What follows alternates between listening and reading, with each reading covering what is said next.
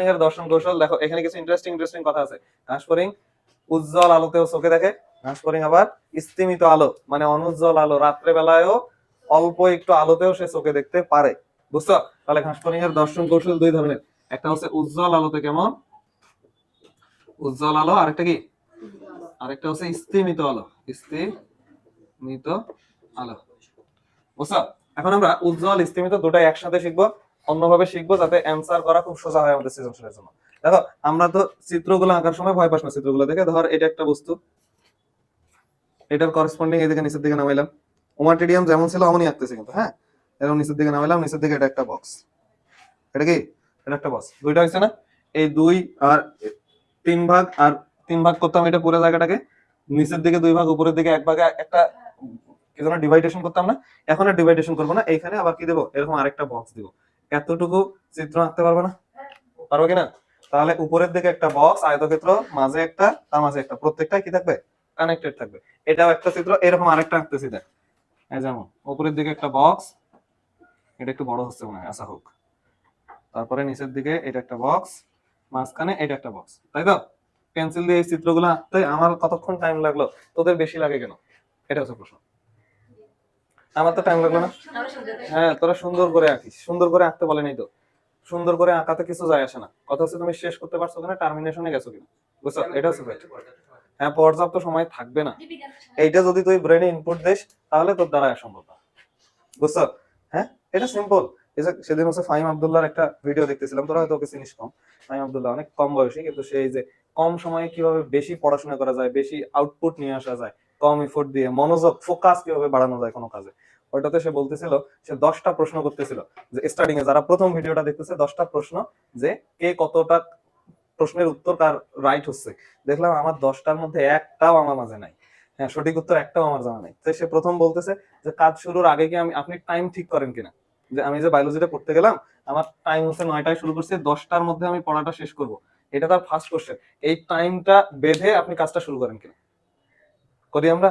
করি না, এই জন্য কাজ আগায় না। সে যুক্তি দেখাচ্ছিল যখনই আপনি সেট করবেন 10টার মধ্যে শেষ করতে হবে, তখন আপনার যতই পড়া থাক, যতগুলাই পড়া থাক, আপনার কিন্তু ব্রেন হয়তো প্রথম দিকে শেষ হবে না 10টার মধ্যে, কিন্তু এমনিতে যে পড়ার সময় যে ব্রেক গুলো আপনি নিতেন ছোট ছোট, পড়তে পড়তে এই ভাবনার জগতে হারাই যাইতেন, পড়তে পড়তে একটু ফোন হাতে নিতেন, ওই ইয়াটা থাকবে না, একটা তাড়া থাকবে, পড়াটা শেষ করা লাগবে। বুঝছো? তখন দেখা যাবে প্রথম দিকে হয়তো 10টায় শেষ করার কথা ছিল, 1 ঘন্টায় 10টা 10-এ শেষ হইতো। একটা সময় পর যখন প্রতিদিন এটা আপনি ফলো করবেন, একটা সময় পর আপনি ঠিকই 10টায় শেষ হয়ে যাবে। মানে এরকম একটা ক্রাইটেরিয়া আছে। তোমাকে এই যে যখন আমি বলতেছি এটা 10 মিনিটে শেষ করা লাগবে, তুমি যখন বলতেছো আমার বোর্ড পরীক্ষায় তো অঢেল সময় থাকবে, সম্ভব না, আর তুমি এটা পারবে না 10 মিনিটে। বুঝছো? আগে তো সবার আগে ব্রেনকে ইনপুট দিতে হবে, এটা আমি পারবো এত সময় শেষ। আর মেন্টর যদি কিছু বলে, ওইটা মানে ওইটাই চূড়ান্ত কথা, ওর বাইরে কোনো কথা থাকতে পারে না। বুঝছো? আচ্ছা টিচার যা বলবে ওইটাই চূড়ান্ত কথা, আমি বলছি এটা 10 মিনিটে শেষ হবে, মানে এটা 10 মিনিটে শেষ করা লাগবে। বুঝছো? তাতে হয়তো তোমার লেখার স্পিড বাড়াইতে হবে, এই যে এটা অসুন্দর হবে ডাজন্ট ম্যাটার, কিন্তু শেষ করাটা শিখতে হবে।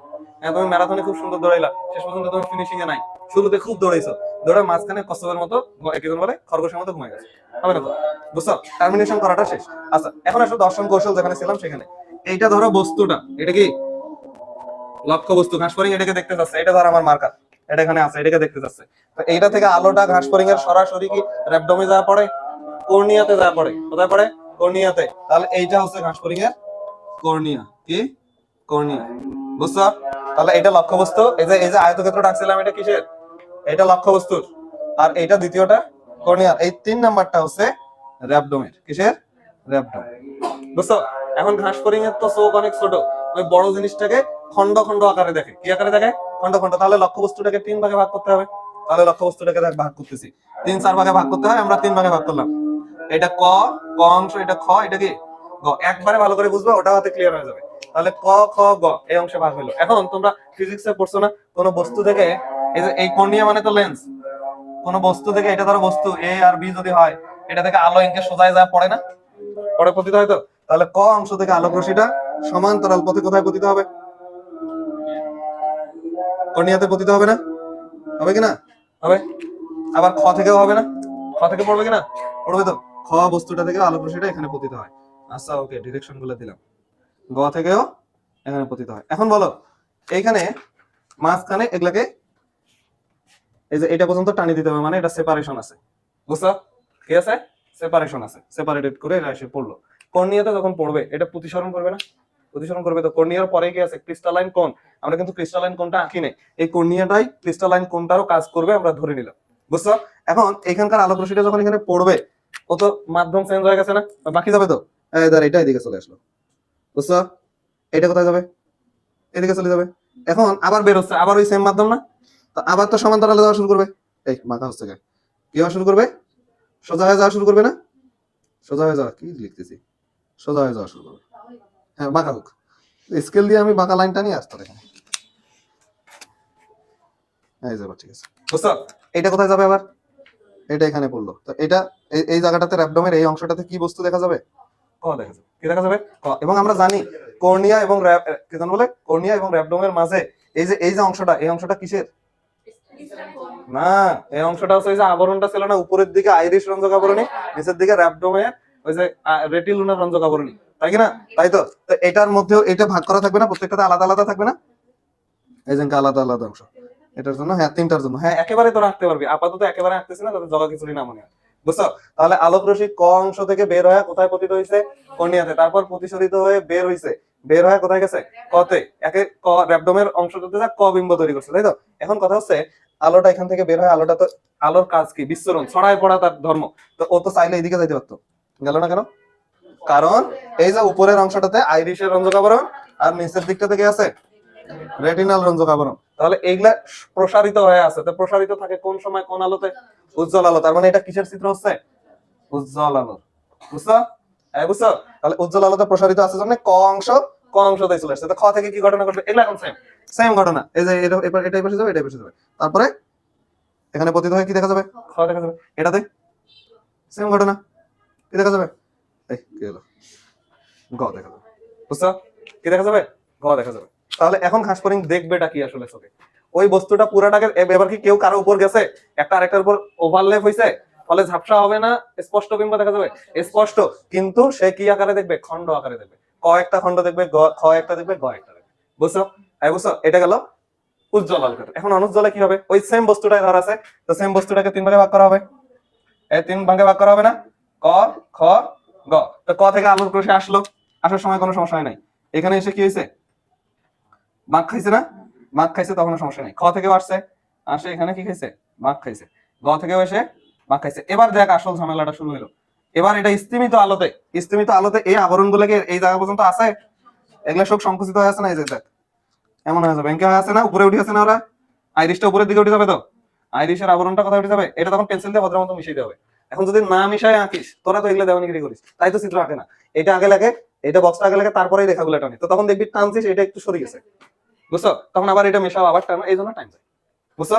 আচ্ছা, তাহলে এগুলো উপরের দিকে টানা দিয়ে আছে, এই নিচের গুলো কি থাকবে, নিচের দিকে আসে বসে থাকবে না, নিচের দিকে আসে বসে থাকবে, তো বসে আছে। এখন এই আলোটা এখানে বের হইছে, বের হয়ে দেখে চতুর্দিকে রাস্তা খোলা, সব দিকে সে যাইতে পারবে না। তার এটা ধর 100% আলো বের হইছে, 100%-এর 25% এখানে গেছে, কোথায় গেছে, এখানে গেছে। তা এখানে কি দেখা যাবে, হালকা ক দেখা যাবে। আবার সে দেখে এই রাস্তা তো খোলা, এখান থেকে কিছু আলো কোথায় চলে গেছে, এখানে চলে গেছে। তা এখানেও কি দেখা যাবে, ক দেখা যাবে। আবার কিছু আলো এখানে যদি 40% যায় থাকে, এখানে 30 গেছে, আর 20% এটাতে যা পড়বে। ওটা আমি দেখাচ্ছি না যাতে জটিল না হয়, মানে চিত্রটা তখন গোলা খিচুড়ি হবে। বুঝছো কি? তার মানে এই চিত্রটা, এই যে আলোক রশ্মি কয়ের যখন এগুলা উপরের দিকে উঠে থাকলে এরা বিচ্ছুরণ হয়ে প্রত্যেকটা খণ্ডতে পড়বে, প্রত্যেকটা খণ্ডতে, কোনটাতে একটু বেশি পড়বে, কোনটাতে একটু কম, বাট পড়বে প্রত্যেকটা খণ্ডে। বুঝছো? র‍্যাবডোমের প্রত্যেকটা খণ্ডতে কিসের চিত্র দেখা যাবে, ক। হ্যাঁ হ্যাঁ, বাইরেও যাইতে পারে, এদিকেও র‍্যাবডোম আছে না, এটা তো একটা পার্ট আঁকতেছি আমরা, এপাশের গুলাতেও যা পড়বে। বুঝছো? এখন খ থেকে যে আলোটা আসছে, ওই আসে কি করবে, ওই আসে এখানে তো পড়বেই, আবার এপাশেও যাবে, এপাশেও যাবে, তার মানে এখানেও খ দেখা যাবে, এখানে তো দেখা যাবে, এখানেও দেখা যাবে। বুঝছো? আবার গ আসে কি করবে, গ আলোক রশ্মিটাও এসে এখানেও পড়বে, আবার এখানেও যাবে, তো এখানেও কি দেখা যাবে, গ, এখানেও গ, এখানেও গ। তাহলে এই যে র‍্যাবডোমের খণ্ডগুলো ছিল, র‍্যাবডোমের খণ্ডগুলোতে এবার দেখো তো কি, এখন কথা আছে আপনি খালি সবগুলাকে কেন্দ্র নিয়ে আসলেন, এখানে এটা তো এখানেও যাবে, হ্যাঁ ওখানে দিলে হইতো, তখন চিত্রটা একটু জটিল হয়ে যেত না। জাস্ট আমরা বোঝাচ্ছিলাম যে একটা খণ্ডতে সবাই আসে, আমরা মাঝেরটাকে দেখাচ্ছি যাতে চিত্রটা একটু সুন্দর দেখায়। বুঝছো? বুঝছো? তাহলে এই প্রত্যেকটা খণ্ডতে কি দেখা যাবে, ক, খ, গ, মানে পুরা বস্তুটাকে সে একসাথে দেখবে, কিন্তু ঝাপসা, কিন্তু কি ঝাপসা। বুঝছো? তিনটা খণ্ডকে সে একসাথে দেখবে, প্রত্যেকটা র্যাবডোমের খণ্ডই একটা করে কলমকে দেখবে, কিন্তু ঝাপসা। বুঝছো? বুঝেছো নাকি মাথার উপর দিয়ে নিচ দিয়ে গেল? বুঝছো না? এখন এগুলো তো বুঝলাম, এটা তো পরীক্ষা আসলে চিত্রটা ধাম করে আমি আঁকেও দিতে পারবো। বর্ণনা কি করবো? বর্ণনা করা লাগবে তো। বর্ণনা একটা আমি দেখাই দিই, অপোজিটটা অটো। আচ্ছা, তো এইটার বর্ণনা আমি দেখাই দিই না এইটার দেখাই দিব? এইটারে দেখাই দিই, এটার বর্ণনা আমি লিখে দিই। হ্যাঁ, বুঝলি নাই? খালি কবে ঘাস পরীক্ষার দর্শন কৌশল বর্ণনা করো, উদ্দীপকে ক্লু থাকবে, এটাকে হ্যাঁ এই চিত্রই লিখবো আমরা। এখন কথা হচ্ছে আমাদের বইয়ে তো এমকে চিত্র নাই, আমাদের বইয়ে একটা উদ্ভট চিত্র দেওয়া আছে। এই চিত্রটাও গাজী আজমল স্যারের বই থেকে নেওয়া, তবে সেটা 2 এডিশন আগের বই। তোদের এটা মনে হয় 25 না 26 এডিশনের বই, 25 এডিশনের। আর আবুল হাসান স্যারের 21 এডিশনের বইয়ে এই চিত্রগুলো আছে। স্যার প্রতি বছরের চিত্রগুলোকে একটু কঠিন করে। বুঝছো? দেখ ওই এখন পড়ে দেখ, এটা যতটা বুঝছিস এটা তো বুঝছিস, এই সেম জিনিসটা বইয়ের চিত্রে আছে, তাও আর বুঝবি না তুই। বইয়ের চিত্রগুলো পড়ে দেখ, আর কিছু বুঝবি না। কোন রেখা কোন দিকে টানছে, সে এক সার্কিট, বৈদ্যুতিক সার্কিটের মতো আসছে সে। বুঝছো? গাজী আজমল স্যারকে এক সময় বিচারের মুখোমুখি দাঁড় করাইতে হয়। কি শুরু করছে এরা, না? এটা আবার কি রে, sine theta cos theta, math 360 degree, class test 1 2 3 4। দেখ এখানে তোরা আসে আমার কই সময় কম, এখানে দেখ 1 2 3 4, 4টা প্রশ্ন দিছে, দিয়ে সে টাইম দিছে কয় মিনিট? 20 মিনিট। হ্যাঁ, তা আমিও তো 5 মিনিট করে দিছিলাম, তোমাদের তো পছন্দ হয় না। হ্যাঁ, কে বলছে টাইম লাগে না? cos 5 থিটাকে cos থিটার মাধ্যমে প্রকাশ করো। ফালতু এগুলো, ফালতু জিনিস এগুলো।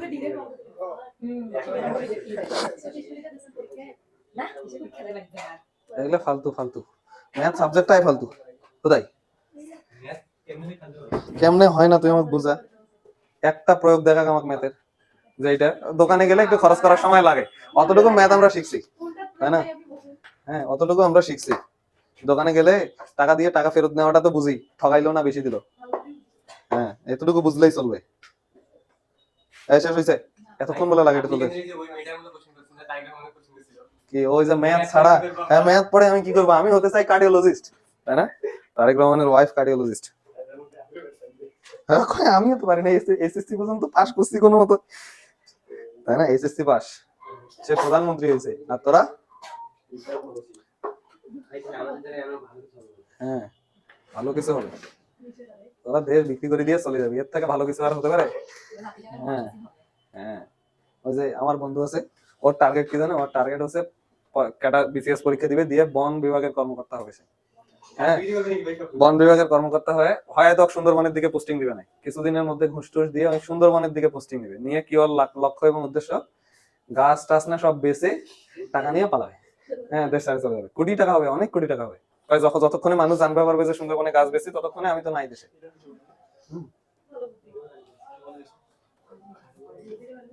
হয়েছে? এতক্ষণ লাগে? আমি লিখলাম, বুঝাইলাম, তোমরা কি বুঝছো আদৌ এগুলো কিছু? আচ্ছা, পরীক্ষা নিলে বুঝে যাবে, নেক্সট দিনে তো পরীক্ষা নেব।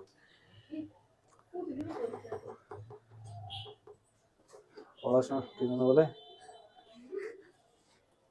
ছাত্র জীবন মজার জীবন, যদি না থাকতো এক্সামিনেশন, তাই তো? ছাত্র জীবনে কোনো কাজ নাই, কিছু নাই, পড়াশোনা সেটাই করে না।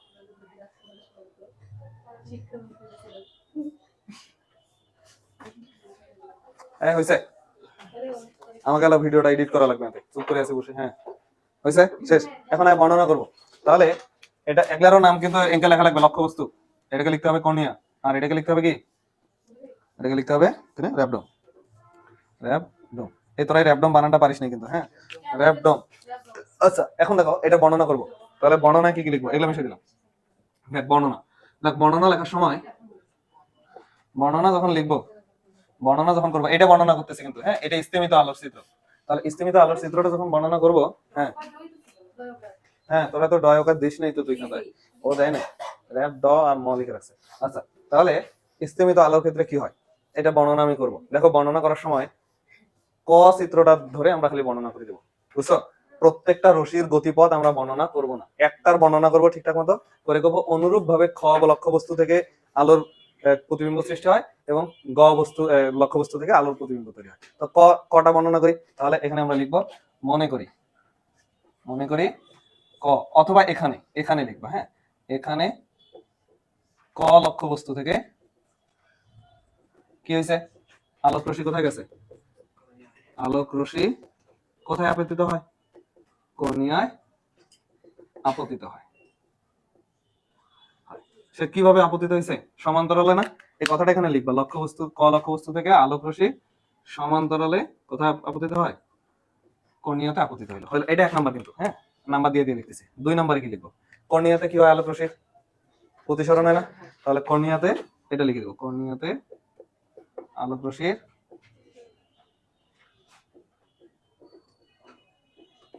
প্রতিসরণ হয়। 3 নাম্বার। এবার 3 নম্বরে কি বলবো, প্রতিসরিত আলোক রশ্মি কর্নিয়া থেকে কোথায় যাওয়া শুরু করবে, র‍্যাবডোমেনে।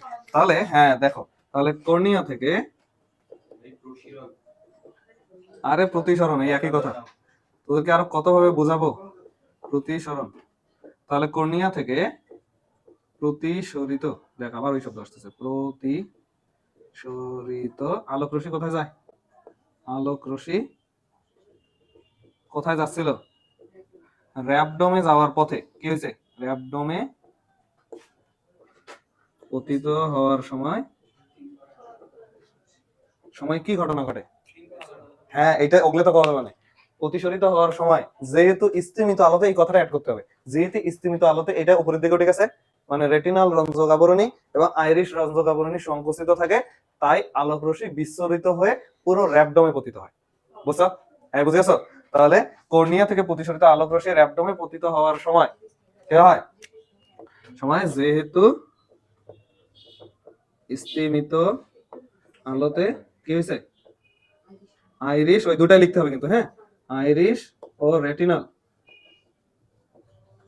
রঞ্জক আবরণী সংকুচিত থাকে, তাই আলো কি হয়, বিচ্ছুরিত হয়ে পুরো র‍্যাবডোমে পতিত হয়। এইখানে যা হয়েছে সেগুলাই লিখতেছি না, একটু সভ্য ভাষায় লিখতেছি, র‍্যাবডোমে পতিত হয়, শেষ। পুরো র‍্যাবডোমে পতিত হয়। আর কি লিখবো, 4 নম্বরে লিখবো অনুরূপ ভাবে, কি অনুরূপ ভাবে, এটা 3 নম্বর ছিল, 4 নম্বর এদিকে উপরে লিখতেছি না, 4 নম্বরে লিখবো অনুরূপে, আর কোনো কথা নেই কিন্তু, অনুরূপে খ লক্ষ্য বস্তু কোথায় যায়, পুরো র‍্যাবডোমে পতিত হয়। আর যদি কেউ একটু চালাক হও তাহলে এখানেই লিখবে সে, অনুরূপে খ ও গ লক্ষ্য বস্তু হতে, বুঝছো, একবারে আলাপ শেষ, বুঝছো, হ্যাঁ বুঝেছো। তাহলে খ এবং গ লক্ষ্য বস্তু থেকে পুরো র‍্যাবডোমে পতিত হয়, ফলে এই যে শেষে, ফলে সম্পূর্ণ কিন্তু ঝাপসা বিম্ব তৈরি হয়, শেষ, বুঝছো। আর এটা তো আরো সোজা, এটা তো প্রসারিত ছিল, এখান থেকে ক, ওখান থেকে গ, এখান থেকে ঘ, ফলে এরকম স্বচ্ছ এবং খন্ড খন্ড বিম্ব তৈরি হয়, শেষ হলো, শেষ, মিশিয়ে দিলাম, হয়েছে না। দেখ এখন এগুলো তোদের বইয়ে একটা সব দেয়া আছে পিছনের দিকে, বর্ণনাগুলো এখানে রিডিং দিবি আরেকবার, সবাই আরেকবার এই লেখাগুলো রিডিং দিবা, ওই লেখাগুলোকেই আমি এই যে সৃজনশীল ওরিয়েন্টেড লিখে দিলাম, যে সৃজনশীল লেখার সময় এরকম পয়েন্ট আকারে লিখবো, ঠিক আছে, এটা ঘ নম্বরে আসবে।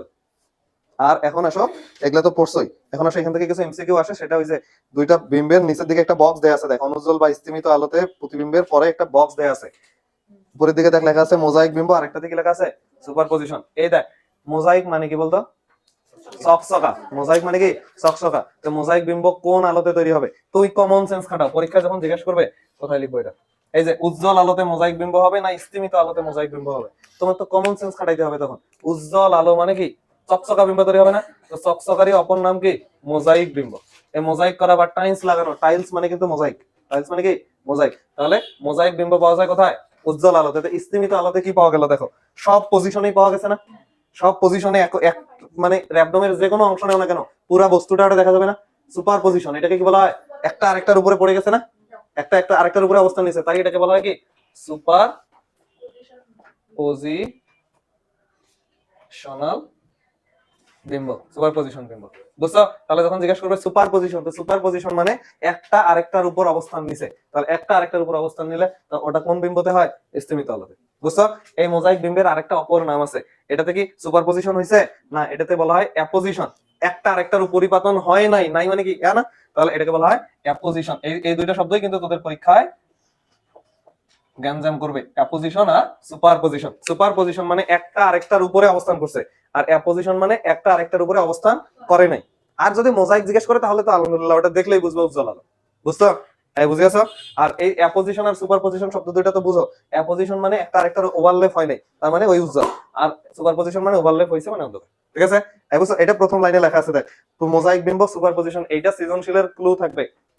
স্যার এমন এক ধরনের দর্শন, ঘাসফড়িং এর একটা দর্শন কৌশল কথা বললো, সেটা অ্যাপোজিশন নামে পরিচিত। তারপরে কবে স্যার যেটা বলছে সেটা, তখন কিন্তু তোমাকে খুঁজে বের করতে হবে উজ্জ্বল না অনুজ্জ্বল। এটা উদ্দীপকে বলা থাকবে না।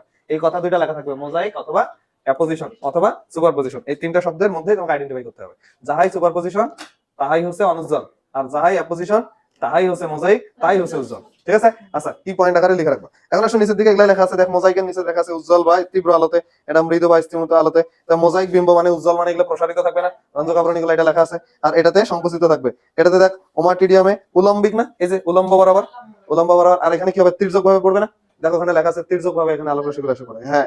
আর এখানকার বিম্বের নেচার কেমন? এটা বিম্ব একরে সুস্পষ্ট এবং খন্ড খন্ড পৃথক। ওই দেখো লেখা আছে পৃথক এবং সুস্পষ্ট বিম্ব। আর এটাতে এটা, বুঝছো? মাঝে মাঝে ঢাকা বিশ্ববিদ্যালয়ের রিটার্নে অথবা তোদের কলেজ পরীক্ষায় এই দুইটার পার্থক্য জিজ্ঞেস করতে পারে।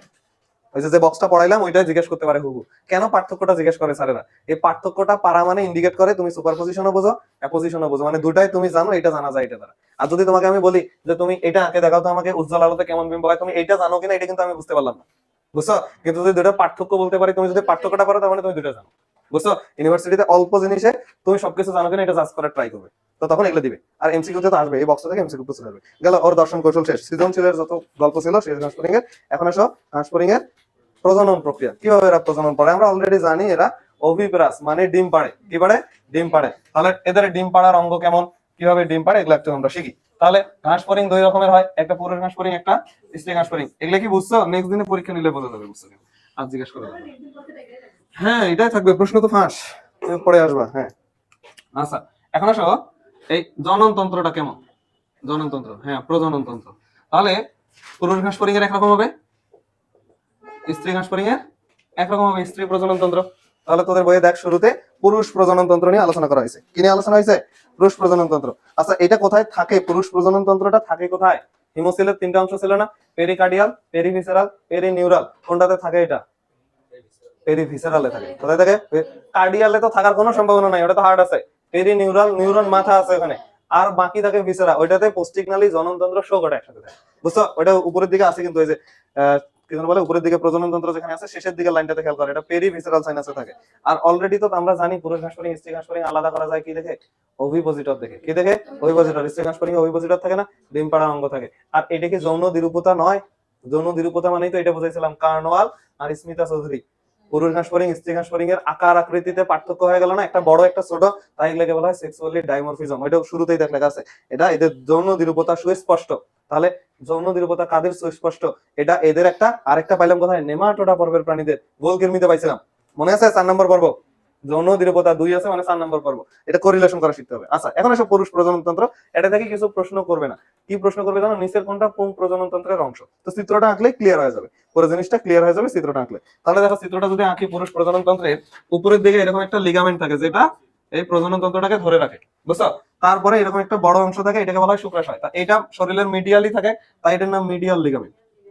মিডিয়াল লিগামেন্ট, এটা দিয়ে ধরে আছে কিন্তু। হ্যাঁ, লিগামেন্ট। এটার নাম শুক্রাশয়। শুক্রাশয়। এখন শুক্রাশয় থেকে যে নালীগুলা বের হবে, এই নালীগুলাকে কি বলা হবে?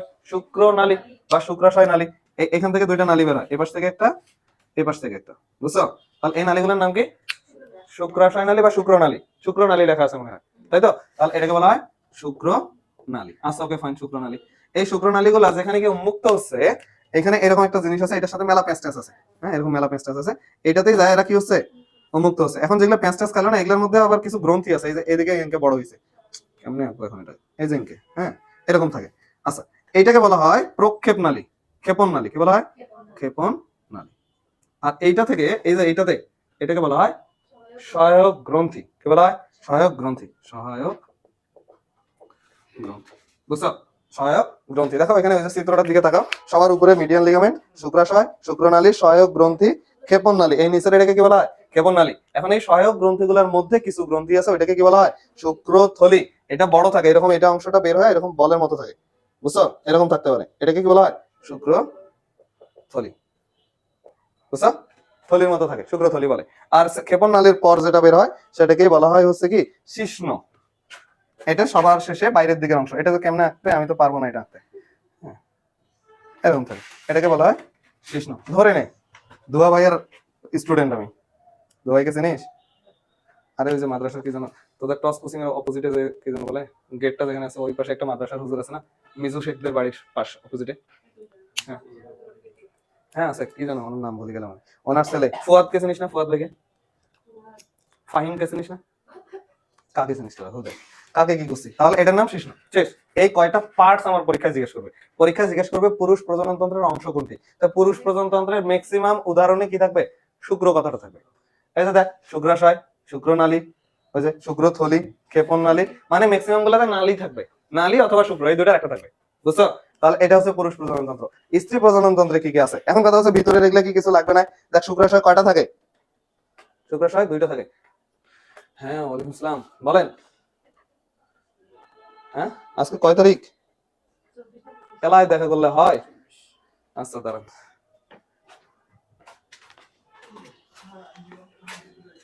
হ্যাঁ খেলায় দেখা করলে হবে ওই মাসে না, 10 তারিখের মধ্যে না? এই মাসে দেখা করা নাই? হয়েছে তো? হয়েছে? হ্যাঁ হয়েছে, আমি দিছি। হ্যাঁ হুদাই এটা দেখো তুমি দা। হ্যাঁ আচ্ছা ঠিক আছে। আচ্ছা এই দেখো, শেষ হয়েছে, তোদেরকে ছাড়ি দিব তাড়াতাড়ি। হ্যাঁ 5 মিনিট, আর 5-7 মিনিটের মধ্যে শেষ হয়ে যাবে। 5-7 মিনিটের মধ্যে শেষ হবে। দেখো তাহলে এটা হচ্ছে হলো স্ত্রী প্রজনন, পুরুষ প্রজনন তন্ত্র। এখন স্ত্রী প্রজনন তন্ত্রের পার্ট গুলা লাগবে। শুক্রাশয় থাকে 1 জোড়া, এই শুক্রাশয় কয় জোড়া থাকে? 1 জোড়া। এগুলো আর কিছু লাগবে না রে, তুই একেবারে নিচে আয় স্ত্রী প্রজনন তন্ত্র। কি? স্ত্রী প্রজনন। এখানে দেখ কি কি থাকবে। স্ত্রী প্রজনন তন্ত্র মানে ডিম্ব কথাটা থাকবে সব জায়গাতে, তাই না? এই দেখ ডিম্বাশয়, ডিম্বনালী, যোনি, সহায়ক গ্রন্থি। এখানে একটা সুন্দর শব্দ চলে আসে শুক্রধানী। তোর দেখে মনে হতে পারে এটা মনে হয় পুরুষ প্রজনন তন্ত্রের অংশ, কিন্তু আসলে এটা পুরুষ প্রজনন তন্ত্রের অংশ না, এটা মনে রাখা লাগবে। শুক্রধানী। এখন এই শুক্রধানীটার কাজ কি ওর শরীরে? শুক্রধানী নাম যেহেতু শুক্র, তাহলে শুক্রাশয়ের সাথেই কাজ। তাহলে স্ত্রী ঘাসফড়িংটা যখন যৌন মিলন সম্পন্ন হয়, স্পাম গুলা নিয়ে এসে শুক্রধানীতে সঞ্চয় করে রাখে। সাথে সাথে সে নিষেধ করে না, স্পাম গুলাকে নিয়ে আসে কি করে? এই থলিটাতে জমা করে রাখে। তাই এটাকে বলা হয় শুক্রধানী। ধানী মানে থলির ছোট ফর্মকে বলা হয় ধানী। হ্যাঁ পোনা আছে না, মাছ পড়বো যখন, ধানী পোনা বলে একটা টার্ম আছে। হ্যাঁ ধানের মতো আকৃতি, ছোট। বুঝছো? এই যে দেখ এবার চিত্রটার দিকে তাকাও, ক্লিয়ার হয়ে যাবে। এই যে এটাকে বলা হচ্ছে শুক্রধানী, ছোট্ট একটা অংশ। এই শুক্রধানীর কাজ কি? শুক্রাশয় জমা রাখা। কিন্তু কোন ঘাসফড়িংয়ে? পুরুষ না স্ত্রী?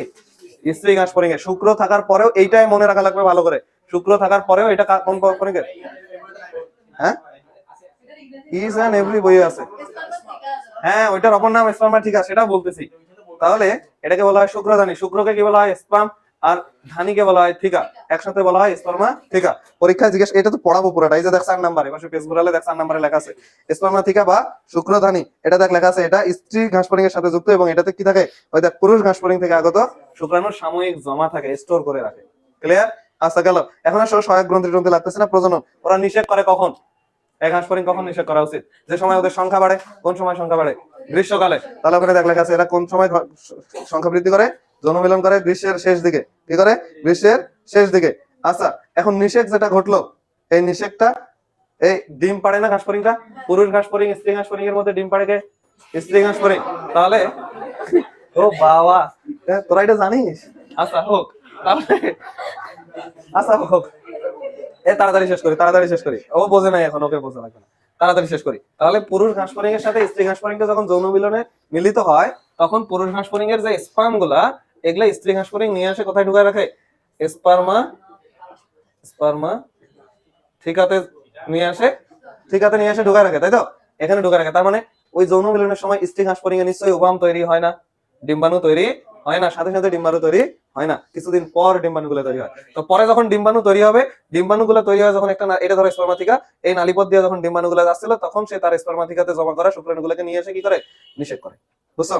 বুঝছো মেকানিজমটা কেমন? এমন যখন যৌন মিলন হয় তখন কিন্তু ডিম্বাণু আসে না, তখন খালি শুক্রাণুগুলো আসে, শুক্রাণুগুলোকে নিয়ে আসে সে জমা করে রাখে স্পার্মাথিকাতে।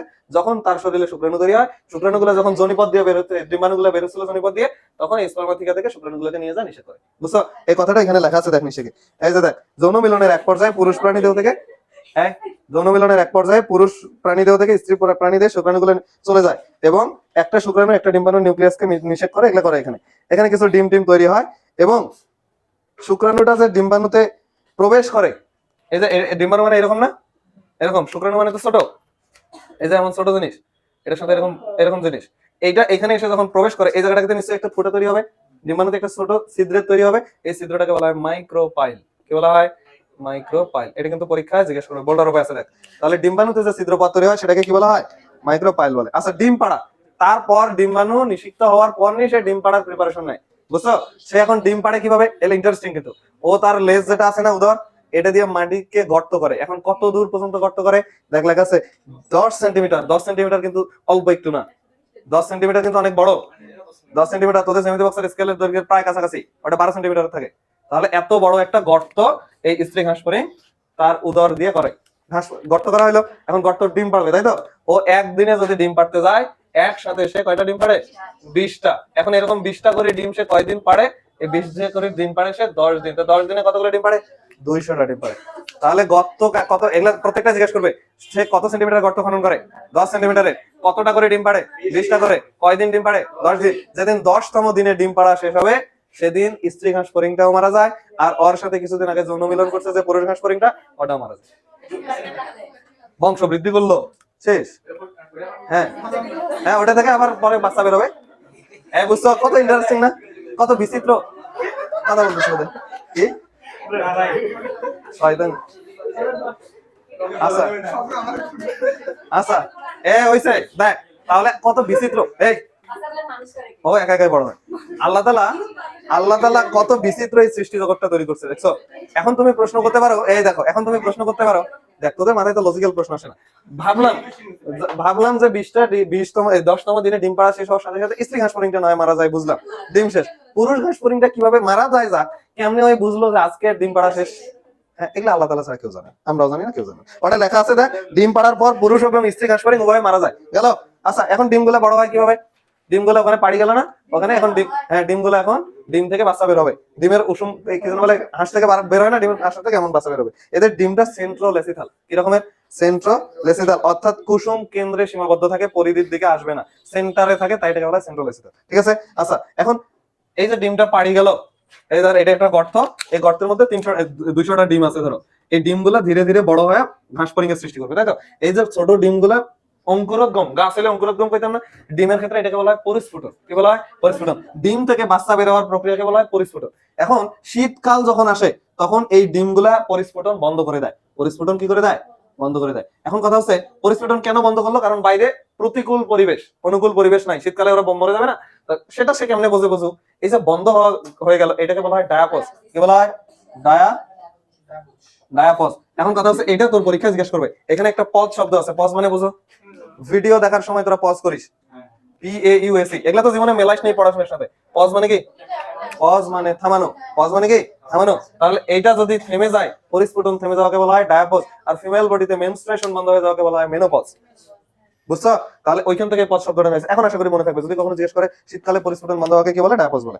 আজ কখন এটা শুরু হবে আবার বন্ধ হইলে? বসন্ত যখন দেখা পাবে, মানে বসন্তের পরে তো গ্রীষ্ম আসবে, তখন পরিস্ফুটন শুরু হয়ে যাবে। গ্রীষ্মের শুরুতে ওরা পৃথিবীতে আসবে, বাচ্চা আসবে। বুঝছো? আচ্ছা, এখন দেখো রূপান্তর, বাচ্চা পৃথিবীতে চলে আসছে, শেষ হয়েছে। এই পেজটা পড়াইলেই শেষ। এই পেজটাতে কিছু নাই, জাস্ট খালি সিম্পল 2-4টা কথা। এগুলো তোরা জানিস। ঘুঘুর বাচ্চা দেখছিস জীবনে? হ্যাঁ, দেখছিস না? আচ্ছা, একটু আমাকে বল, ঘুঘুর বাচ্চা কেবল ডিম থেকে বের হইছে, ওটার শরীরে কি মানে কোনো ডানা পশম থাকে? কোনো লোম থাকে? নো লোম। লোম থাকে? লোম নাই কিন্তু। এখন এটা বাচ্চা কেবল বের হইছে, পরে যখন ঘুঘুটা বড় হয়, একেবারে পরিণত হইলো, তখন ওর অনেক সেন্স না? তখন কি দেখে আর মনে হয় যে এর ছোটবেলায় যখন পৃথিবীতে আসছিল, এই কেবল পৃথিবীতে আসছিল, নবজাতক যখন ছিল, তখন তার কি ছিল না? লোম ছিল না? এটা কি মনে হয়? মনে হয় না। তাহলে নতুন কিছু একটা, এই যে নবজাতক প্রাণীটা থেকে পরিণত প্রাণীটার মধ্যে যদি ব্যাপক পরিবর্তন হয়ে যায়, তখন এটাকে বলা হয় সম্পূর্ণ রূপান্তর। ব্যাপক পরিবর্তন মানে কি? রূপান্তর না। তখন এটাকে বলা হয় সম্পূর্ণ রূপান্তর। আশা করি আমি বুঝাইতে পারছি সম্পূর্ণ রূপান্তর কি জিনিস। সম্পূর্ণ রূপান্তর মানে আদি প্রাণী আর পরিণত প্রাণীর মধ্যে ব্যাপক পরিবর্তন হওয়াকে কি বলা হয়, সম্পূর্ণ রূপান্তর। কিন্তু মানুষের ক্ষেত্রে চিন্তা কর, মানুষ মাথায় তখনও চুল ছিল, প্রত্যেকটা অঙ্গ প্রত্যঙ্গই ছিল, বড় হওয়ার বড় ঠিক সেমে আছে, সেমে আছে না? তখন খালি হাত পাগুলো ছোট ছিল, এখন একটু বড় হয়েছে। তাহলে যদি নবজাতক এবং আগের প্রাণীটা, পরিণত প্রাণীটা প্রায় সেম টু সেম থাকে, প্রায় সেম টু সেম, তখন সেটাকে বলা হয়, সেটা কি সম্পূর্ণ চেঞ্জ হয়েছে না অসম্পূর্ণ চেঞ্জ, তাই এটাকে বলা হয় অসম্পূর্ণ সম্পূর্ণ রূপান্তর। বুঝছো? এটা হেডিং এ এখানে দেয়া আছে। এখন এগুলোর থেকে বড় কথা, এগুলো পরীক্ষা জিজ্ঞেস করবে না কাকে বলে, পরীক্ষা জিজ্ঞেস করবে অসম্পূর্ণ রূপান্তর কারা করে, সম্পূর্ণ রূপান্তর কারা করে। মনে রাখবা, অসম্পূর্ণ রূপান্তর তারাই করে যাদেরকে দেখলে মেয়েরা ভয় পায়। কারা কারা? ফড়িং আর তেলাপোকা। বুঝছো? হ্যাঁ, এগুলা। আর সম্পূর্ণ রূপান্তর কারা? সম্পূর্ণ রূপান্তর কারা? যেগুলা দেখতে সুন্দর। কারা কারা দেখতে সুন্দর? প্রজাপতি আর হচ্ছে মৌমাছি। মৌমাছিও দেখতে সুন্দর, তাই না? সুন্দর। মৌমাছি সম্পর্কে কোরআনে সূরা নাহল মানে মৌমাছি, সূরা নাহল নাযিল করা হয়েছে মৌমাছি নিয়ে। মৌমাছি কোথায় মৌচাক তৈরি করে রে? পাহাড়ের গায়ে, পাহাড়ের গায়ে ওরা মৌচাক তৈরি করে। আমরা হয়তো বলবো গাছে, হ্যাঁ গাছের ডালে তো করে। এই মৌমাছিকে দেখে, মৌমাছি হচ্ছে পৃথিবীতে বেস্ট ইঞ্জিনিয়ার। বুঝছো? মানুষের যত ইঞ্জিনিয়ারিং প্ল্যান, এগুলোতে ত্রুটি না একটা ত্রুটি আছেই। কিন্তু মৌমাছি জীবনে কোনোদিন দেখছো যে মৌমাছি একটা মৌচাক বানাইছে, ওইটা মধুর ভরা সহ্য করবে না পারি খুলে পড়ে গেছে? না, জানি। তার মানে বেস্ট ইঞ্জিনিয়ার তারা। আর মানুষের তৈরি বিল্ডিং কোনটা রানা প্লাজা, কোন দিন কোনটা পড়তেছে না? বিমান বানাইছে, সেটা মাঝে মাঝে ক্রাশ করে, ওই যে ইয়াতে যা পড়ে গেল মাইলস্টোনে। কত কিছু, ফোন বানাইছে, হ্যাং মারি যায় ওটা, তাই না? হ্যাং করে না? হ্যাং হয়ে যায়। কিন্তু মৌমাছি কখনো ফেল করছে না। বাবুই পাখি যে এটা বানাইছে, চড়ুই পাখি, ওইটাতে এমন ভাবে বানাইছে পৃথিবীর কোনো সাপের সক্ষমতা নাই ওইটার ভিতর ঢুকে। বুঝছো? ভাঁজ করে ঢুকতে হবে না, এমন ভাবে বানানো আছে, কতটুকু দৈর্ঘ্য দিলে ওই মুখটা আর ঢুকতে পারবে না কেউ, সেটা সে প্ল্যান করে বানিয়েছে। বুঝছো? সে ম্যাথ করে। তো ওরা তোদের থেকে বড় ইঞ্জিনিয়ার তারা। বুঝেছো? ওর কাছে গজ টেপ ছিল, এতটুকু মারতে হবে না, ওকে ওই বুদ্ধি আল্লাহ তাআলা দিয়েছে। বুঝছো? এগুলো দেখলে না খুব সুন্দর লাগে। আচ্ছা, এটা গেল। এই দেখ, ওখানে উদাহরণগুলো বলে দিলাম না? এই শেষ হয়েছে রে। অসম্পূর্ণ রূপান্তরের যে নবজাতক, ওইটার নাম নিম্ফ। কি? নিম্ফ। নিম্ফ। নিম্ফ, হ্যাঁ নিম্ফ। আর যেটা সম্পূর্ণ রূপান্তর হয়ে গেছে না, সম্পূর্ণ রূপান্তরের পর যে পরিণত প্রাণীটা পাই, এটাকে বলা হয় পিউপা। কি বলা হয়? পিউপা। এখানে একই বলে, কি বলা হয়? পিউপা। পিউপা মানে সম্পূর্ণ প্রাণী, পূর্ণাঙ্গ প্রাণী। পিউপাকে বাংলায় কি বলা হয়? পূর্ণাঙ্গ। হ্যাঁ, পূর্ণাঙ্গ। হ্যাঁ, দেখ, দন্তন্য মিলবে। নবজাতক দন্তন্য নিম, পূর্ণাঙ্গ পিউপা। কি হলো? ও পিউপা, ও সরি, এটা ইমোগো, সরি ইমিগো, ইমোগো, তাই তো? কেমন এগুলো শব্দ, ওটাই শব্দ। ঠিক আছে, ইমোগো। ইমোগো হয়েছে না? পূর্ণাঙ্গ প্রাণীকে কি বলে? ইমোগো। তবে নবজাতকটাকে কি বলা হয়? নিম। এগুলো তোরা পড়ে নিবি। এখন এখানে একটা চিত্র দেওয়া আছে, এটা দেখাই শেষ। সেটা হচ্ছে, এই দেখ, একটা প্রাণী ঘাসফড়িং, এই যে ওর ডিম। এই চিত্রটা কেন দেখাচ্ছে? ডিমের কালারটা দেখাচ্ছি। এটা পরীক্ষা জিজ্ঞেস করবে, ওর ডিমের কালার কেমন? বাদামি বর্ণের। হ্যাঁ, আমি জানি না কেমনে, বাদামি লেখা আছে, এটা বাদামি। শেষ। তাহলে এটা বর্ণ কেমন? ডিম। এই ডিমটা থেকে বের হওয়া শুরু হয়েছে, এই দেখ পরিস্ফুটন শুরু হয়েছে না? প্রথমে বের হয়েছে, এটাকে বলা হয় নিম্ফ 1। তারপরে কিছুদিন যখন দেরি হয়, তখন এটাকে বলা হয় নিম্ফ 2। এই মাঝখানে সে খোলস বদল করছে। কি করছে? খোলস বদল। খোলস বদলকে ইংলিশে কি বলা হয়? মোল্টিং। কি বলা হয়? মোল্টিং। আবার 2 থেকে যখন 3 গেছে, তখন একবার খোলস বদল করছে, তাহলে এটা মোল্টিং নাম্বার 2। এরকম করে সে পূর্ণাঙ্গ প্রাণী হইতে মোল্টিং বা খোলস বদল করে 5 বার। এই কথাটা ইম্পর্টেন্ট। কয়বার সে খোলস বদল করে? 5 বার। কয়বার? 5 বার মোল্টিং বা খোলস বদল। কয়বার? 5 বার ঘটবে। তো চিত্রতে 3 বার থাকার কি থাকে? বাংলায় ওটা গল্পে লেখা আছে 5 বার।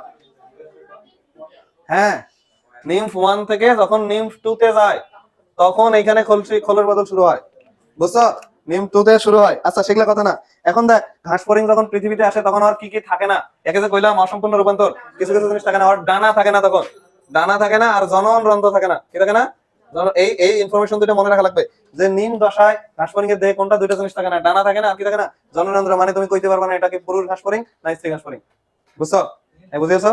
এটা হচ্ছে কথা। আর ডানা তো থাকবে না, তো অত ছোট দশায় ডানা থাকে না। এখন এই ডানাগুলো আসে কোন সময়? এটা হচ্ছে কথা। এটা তো থাকে না, বুঝলাম। এগুলো আসে কোন সময়? দেখো এখানে দ্বিতীয়বার যখন মোল্টিং হয়, কি হয়? দ্বিতীয়বার যখন মোল্টিং হয়, তখন তার ডানাগুলো আসে, ডানা প্যাড তৈরি হয়। পাইছো? তাহলে হ্যাঁ, ডানা তৈরি হয় কোন সময়? দ্বিতীয় মোল্টিং এর সময়। এই তো ওখানে চিত্রতে দেখতেছিস কেন? এখন দ্বিতীয় মোল্ডিং এর সময় কি তৈরি হয়? ডানা তৈরি হয়। আর পা গুলা কখন তৈরি হয়? পা কখন তৈরি হয়? ওটা পড়ে নিবি। আর কয়বার হয়? 5 বার হয় না? এক খোলস বদল কয়বার হয়? 5 বার। এই একটা খোলস বদল আরেকটা খোলস বদলের মধ্যবর্তী সময়কে বলা হয় ইনস্টার, এটা আসছে এমসিকিউতে, ইনস্টার। আচ্ছা কিছু INSTER, ইনস্টার, ঠিক আছে, এটাকে বলা হয় ইনস্টার বা ইনস্টার। দুইটা পরপর খোলের বদলে মধ্যবর্তী সময়কে কি বলা হয়? ইনস্টার। এই হচ্ছে কথা। তারপরে কিছু গ্রন্থি আছে, বুঝছো? এই গ্রন্থির নিচে একটা বক্স আছে না, এই বক্সটা তোমরা পড়ে নিবা। এটা শোনার ধৈর্য বা সক্ষমতা কোনোটাই তোমাদের এখনো নাই। হ্যাঁ, ওই যে দেখো একটু বলে দিই, ইন্টারসেরিব্রাল, এটা কোথায় থাকবে বলতো? সেরিব্রাম মানে কি? ব্রেন না? মস্তিষ্কে থাকবে। তারপরে দেখ প্রোথোরাসিক, থোরাক্স মানে বক্ষ, এটা বক্ষে থাকবে। তারপরে কর্পোরাটা অ্যালার্টা, অ্যালার্ট আমরা বলি না অ্যালার্ট থাকিস মানে ঠিক থাকিস, মাথা না, সম্মুখ মস্তিষ্ক, এটা কি সম্মুখ মস্তিষ্ক। আর একটা থাকে কর্পোরা কার্ডিয়া, কর্পোরা কার্ডিয়া, এখানে দেখ নামের সাথে কার্ডিয়া শব্দটা, এটা হার্টে থাকা উচিত, হার্টে উপস্থিত থাকা উচিত, কিন্তু এটা থাকে মস্তিষ্কের পশ্চাৎ ভাগে, ঠিক আছে, এটা একটু নামের সাথে মেলে না, বুঝছো? আর এগুলোর কাজগুলো একটু রিডিং দেবা, কাজগুলো কিন্তু আসে। তারপরে অধ্যায়টা শেষ হলো। ঘাসফড়িং এর অর্থনৈতিক গুরুত্ব আছে, এটা পড়বা, কারণ এটা মাঝে মাঝে 9 নম্বরে দিতে পারে। ঘাসফড়িং এর অর্থনৈতিক গুরুত্ব কি?